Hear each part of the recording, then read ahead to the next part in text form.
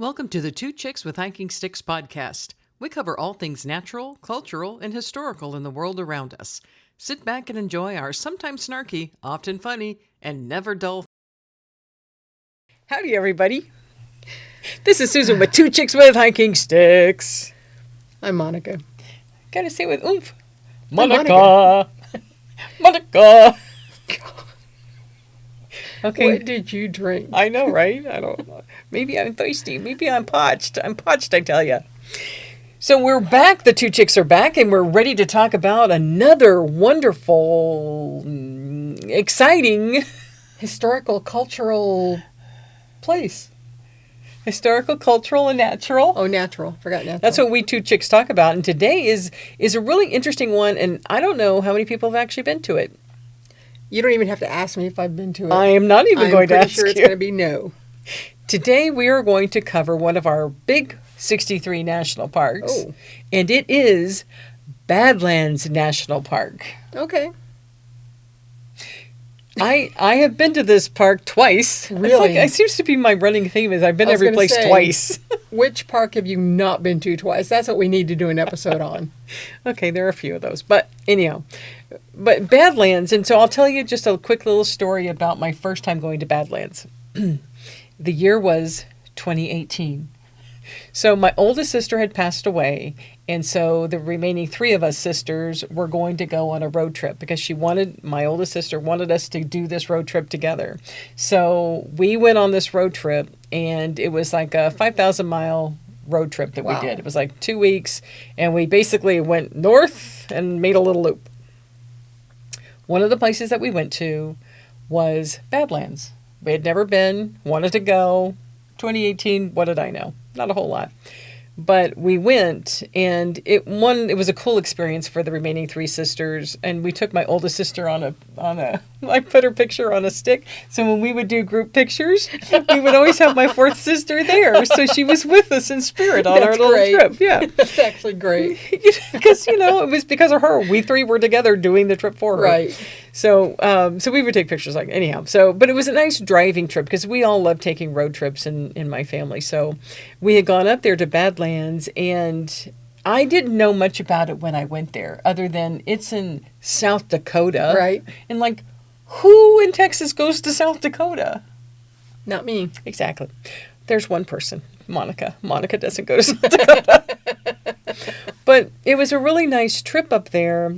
And it was one of our stops. And when we got there, because we got there kind of in the afternoon, and this place is it's like you're on Mars. In my view, that's how it read to me. It's like you're on Mars looking at this landscape. Okay.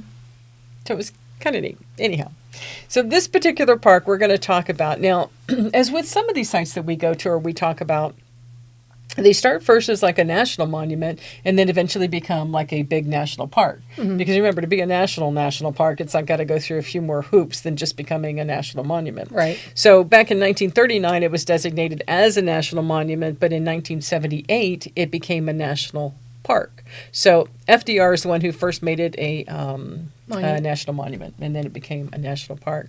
Now, Badlands, do you know why it's called Badlands? Do you have any idea why you would think it's called Badlands? Well, just from the pictures I've seen, it looks inhabitable. So that would be my best guess, but I really don't know. Well, it's kind of that way, and it's interesting that back in that day, it really was kind of uninhabitable. It was kind of craggy kind of ground. It was kind of dry and not a lot of water, and it was like people hated to go through there because it just sucked. But there were indigenous people living there at the time, Lakota and Dakota, yeah. Yeah, so the Lakota are the ones who actually really named it Badlands. Mm-hmm. And some people mistakenly think it was more for a spiritual kind of evil, it's an evil place or whatever. And actually, that's not it at all. That's not why they named it Badlands. I can't speak their language to actually say what they named it, but it basically translates into Badlands. Mm-hmm. And then some French folks had come through, and they also had said it's kind of like Badlands. So everybody thinks it's Badlands because it's a tricky little area, and there ain't a lot out there. So did you find out why the native people named it Badlands? because it was just like we described. Inhabitable or difficult to pretty survive much, in? Yeah. Okay. So it's in southwestern South Dakota, and it covers like less than 250,000 acres. So it's not huge, but this landscape is what's fascinating, because this landscape formed like 75 million years ago. And Beyond my brain. Well, again, it just shows how small we are in this universe. Yep. But 75 million years ago is when this all started to happen. And as like some other places we talk about, it used to be underwater. Yeah. Yeah. That's a big ding deal. Not It used to be surprising. underwater. When you think about how much used to be underwater, Or under ice. maybe the earth is just drying up. Oh. Well, think about it. that would not surprise me. We were more water than we were ever of land mass. Yeah. Wow, that's kind of heavy. It is kind of heavy. I'm not sure what to do with that, but that's really kind of heavy. Anyhow, and we're moving on. But that the land was uninhabitable. There was not reliable water. It was really hot or it was really cold, and it's like very maze-like. So when you go there and you look out, it just looks like a maze, and it has these weird structural spire-like things and all. It just is, it's otherworldly. That's the best way that I can describe it. And because there are a lot of sharp formations, horses had a hard time going through it. So it's like it wasn't a fun patch of road, or, well, I don't know what they had back then, rough patch of land to want to go through. The horses didn't want to necessarily do that. So there is that. So as I said, 75 million years in the making. So ancient inland sea deposits started this first, right? So 75 million years ago, you had that coming through. Then you have rivers and forests, and they laid down material too. And that was maybe 69 million years ago. Wow. Yeah. So then we have like the uplift, right? The earthquakes and the shifting of plates and stuff that do their thing, right? So you had that happen about 60 million years ago.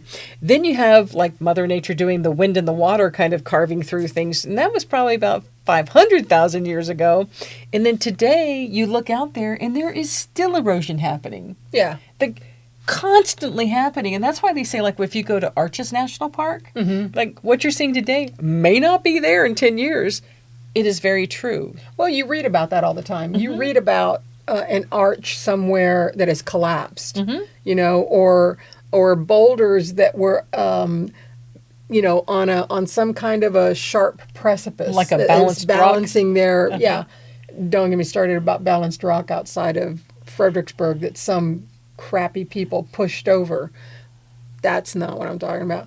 I know this was a while back, but just the erosion and things that cause the balanced rocks to no longer be balanced. They fall off that little point or the peak or whatever. So it makes sense that all that is happening and changing in our lives, in our lifetime, every day. Yep. And that's not even like specific to like say climate change kind of things. It's just life happening. And so you just know the things that you're looking at are just not always going to be the same. Right. And so they really want you to think about, like, when you're going through Badlands National Park, is to think about what you're walking over. You're walking over these ancient ocean floors, these prehistoric mammal habitats, the millions of years of climate change that have happened over time, and that this landscape is slowly disappearing. Yeah. And and that's why when you go to some of these places, it's like you just have to pause and reflect on what has happened here. Yeah. Yeah. I wonder, what kind of archaeological finds, you would find in that area. It would blow my mind to find a seashell. That kind of thing. But and that's such a great example, is that you can, and you're like, I'm in the middle of southwestern South Dakota, right? Or scrub. Right. And I'm finding seashells. Yeah. But that's exactly what you find. Yeah, that would be mind-blowing to me. It would, because it's like the juxtaposition of a seashell in the middle of the United States. Exactly. Yeah. So, I mean, the fossil beds that they have here are,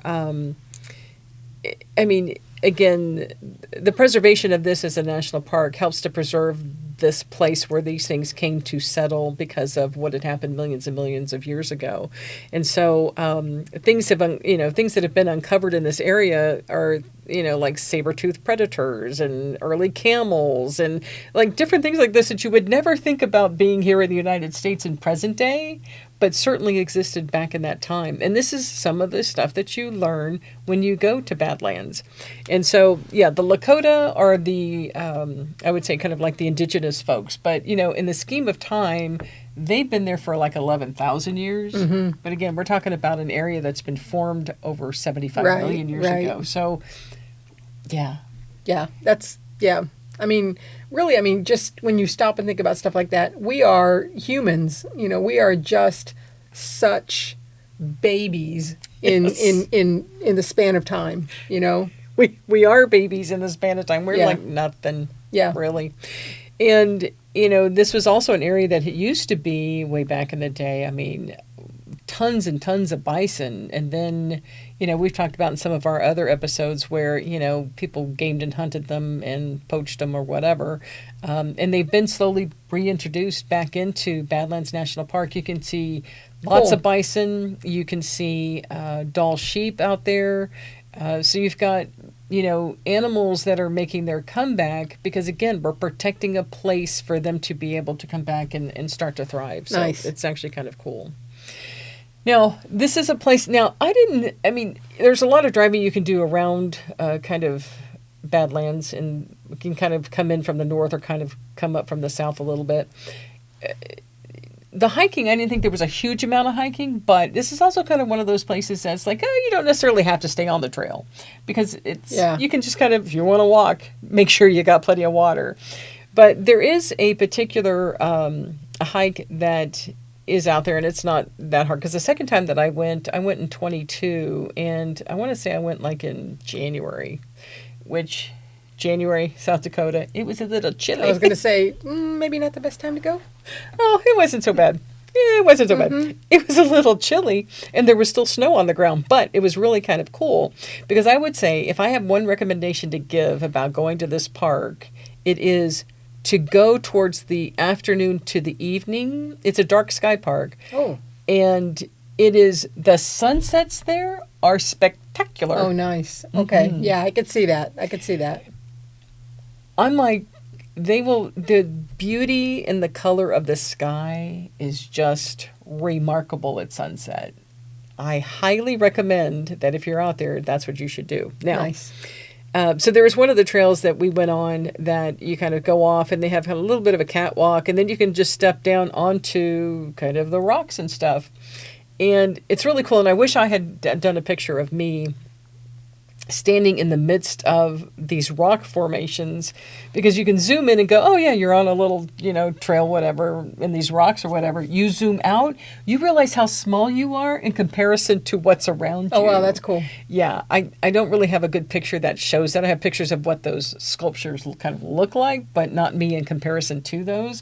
But it was pretty cool when you see the depth and the range of how high something is to how small you are. Right. Yeah. But that's cool. It really kind of was. And that you can get off and just kind of go walk around and stuff was really cool too. So make sure you have your camera for those sunsets, and hopefully you have a good moon. And and that's a really good point. You're going to need those. You're going to need them because once you come off of the catwalk and you come down to the ground level, right, you're stepping over still boulders and things, right? So you really need to have your hiking sticks to help you balance to get over these things. But yeah, I would guard against ever going there I would not ever go in the summertime because it would be too hot. So I would highly recommend the fall or early spring maybe? Yeah, early spring. Yeah, because it's far more doable and the skies are generally clear. And so that's why you get the beautiful sunsets. Maybe one day we should do a podcast about the dark sky parks. Ooh, that's a nice idea. Because there's some gorgeous night skies that you're never going to get to see if you live in a city or even a small city. the light pollution prevents you from really taking a good look at what's going on up there.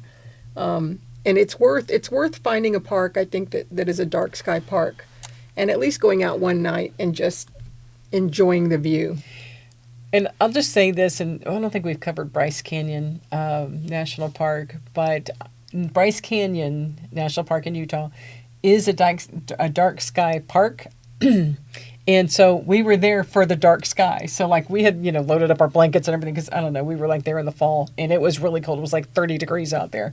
But they have benches and places for you to sit. And so you're not out there by yourself. You're out there with other people who are wanting to look at this night sky.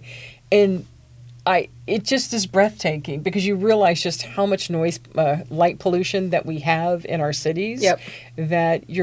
I appreciate more about these dark sky parks because when you can see the sky like that, there is nothing that compares. Well, we'll make a point of maybe revisiting this. Yeah, it's a good idea.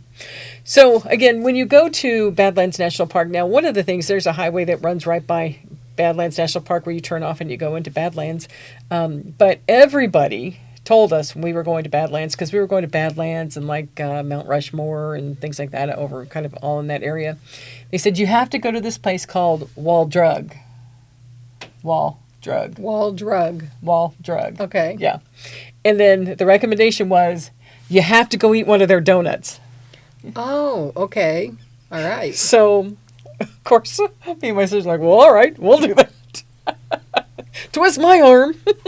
Somebody said donut? You must talk me into eating a donut. Exactly. So there's this place called Wall Drug, and why it became a thing is that, in the early mid 20th century, like people would like be road tripping across America, right? But there wasn't a whole lot in some of these places. And so Wall Drug opened in 1931 and the business was slow. And they're like, oh, we're going to need to offer something that, people will want to stop in for. So they were offering free ice water to people traveling. Okay. Well, because one of the other things about Badlands National Park is that they have a lot of prairie grass, which is like really important to preserve. But you're driving across all of this stuff, and it's like, not a whole lot out there. And so they were like, hey, we're going to offer people some free ice water and get people to stop in. Well, from there, it became a curiosity stop. And when we went back in 18 and 22, it's amazing how much it's grown out there. So it's almost like kind of like a little roadside spectacle in a way. You can still get donuts at Wall Drug. So you can still go in and get them, and they're actually really good. So you should do that. You can eat lunch there. But they have a lot of little shops and different things that are in there as well. And so we bought things there too. So it's a nice place to kind of break up your drive. But my recommendation is you go to Wall Drug, you eat, you get some donuts, then you go to the park, and then you go take in the sights and do a little hiking while you're there. You should always have a donut at a park. I think you should always have a donut. I think Why say a park? There's a picture of me somewhere at the top of Pikes Peak in front of the sign eating a chocolate-covered donut. I think we have a picture of that. I might put that in here. Donuts in parks. They're a match made in heaven. Yeah, so Wall Drug. Everybody knows Wall Drug up there in South Dakota, so make sure you stop in and get some souvenirs while you're up there and grab that donut and then head over to the national park. That's excellent advice. It is. But, expect definitely to see bison out there because I've seen bison each time I've been out there, so. Cool. Yeah, it's always cool to see those big old animals lumbering along. Yep. Lumbering along. Yep. Yeah. How? They lumber along. It's kind of like me. I lumber along. All right. And there's that. So that's Badlands. Definitely recommended as a number 60 in our 63 top, our 63 big national parks. It's number 60? No, I don't know what number it actually is. It was formed a while ago, so it's been a while. Okay. It's not new. Yeah. It's been around. But you have to go out there and appreciate the Lakota because they do revere this space as spiritual for them. Yes. So you want to make sure you honor that as well. Where is the Crazy Horse? Yeah, Crazy Horse, yeah. The statue?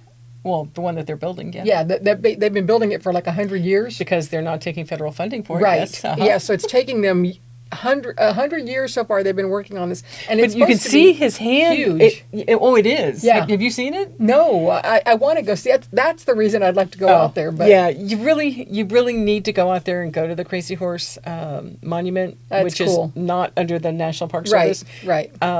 You need to, and because I've been there now a couple of times, and so you see the progress that they're making. And this monument to Crazy Horse is huge. Yeah. I mean, larger than life. But See, his hand, you can see they're getting more carved Definition? around where his hand. It's really cool to see Oh, the very progress cool. on it. Yeah. So Yeah, yes, so if that's you go out out there, go see that. Yeah, you can go to Crazy Horse, as I said, Mount Rushmore, Wind Cave National Park. There's lots of little places out and around Rapid City, so you can kind of go out there for that. Nice, So. nice. Okay, so I think that's about it that I have. So be sure, if you like us, make sure you give us a thumbs up and share this with all your friends and family who might be wanting to go on a road trip this summer. Subscribe. Subscribe to us so you can get all of our updates. We do post every Thursday at 10 o'clock. Yep. Yes, we do. And you have anything else? Nope. We got blog posts that kind of accompany these videos, so you can check that out on the website. We got words, we got audio, and we have video. And we got merch. And we have merch. You can buy merch on Zazzle, our Zazzle store. Yeah. And you can buy us a cup of coffee if you want. There you go. We're all encompassing. We're a one-stop shop. Yes, we are. Kind of like Wall Drug. Anyway, we don't have donuts. No donuts. though. No donuts. All right. Well, you guys take care, and just remember, hike your own hike. And we'll check you next time. Bye. Bye. Thanks for listening, and remember to follow our podcast wherever you get your podcasts and subscribe to Two Chicks with Hiking Sticks on YouTube, where you also get to see our lovely faces, pictures, and videos of our journey.